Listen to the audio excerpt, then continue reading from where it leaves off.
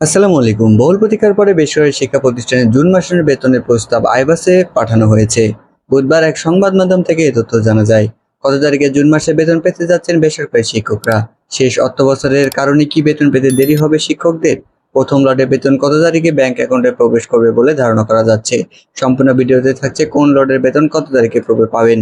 আপনারা অবশ্যই সাথে থেকে না টেনে পুরো ভিডিওটি দেখবেন এবং বেতন ভাতা সহ এমপি শিক্ষকদের আপডেট পেতে অবশ্যই আমাদের টেকবিডি 2.0 ইউটিউব চ্যানেলটি সাবস্ক্রাইব করে আমাদের পাশেই থাকবেন।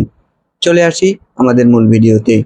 আপনারা স্ক্রিনে দেখতে পাচ্ছেন মাধ্যমিক উচ্চ শিক্ষা অধিদপ্তর। এই মাধ্যমিক উচ্চ শিক্ষা অধিদপ্তরের নোটিশ বোর্ড থেকেই কিন্তু বেসরকারি শিক্ষা প্রতিষ্ঠানের এমপিও শিক্ষকদের জুন মাসের বেতনের বিল সাবমিটের নির্দেশনা প্রদান করা হয়েছিল।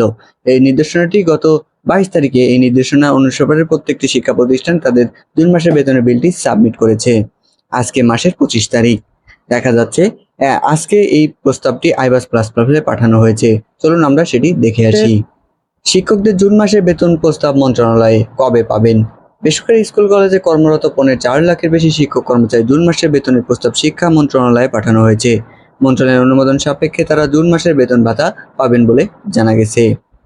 গত বুধবার 24শে জুন মাধ্যমিক উচ্চ শিক্ষা অধিদপ্তরের Maushi education management information system EMI সেলের প্রোগ্রামার মোহাম্মদ জহির উদ্দিন এ তথ্য জানিয়েছেন। তিনি বলেন, এমপিওভুক্ত শিক্ষক কর্মচারীদের জুন 2026 মাসের এমপিও ডাটা আইবাসে মন্ত্রণালয়ে পাঠানো হয়েছে। মন্ত্রণালয়ের অনুমোদন হলে শিক্ষকদের অ্যাকাউন্টে এই অর্থ জমা হবে। আমরা জানি 4টি প্রক্রিয়ার মাধ্যমে বেসরকারি শিক্ষা প্রতিষ্ঠানে এমপিওভুক্ত শিক্ষকদের তাদের বেতন বিল মন্ত্রণালয়ে পাঠানো হয়।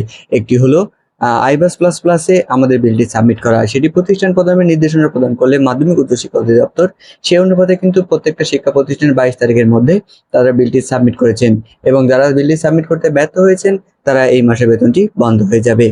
তো এই বেতনটি সাবমিটের পরবর্তীতে সেটি ডাটা আইবাস প্লাস প্লাসে পাঠানো হয়েছে বলে জানিয়েছেন প্রোগ্রামার জহির উদ্দিন আহমেদ।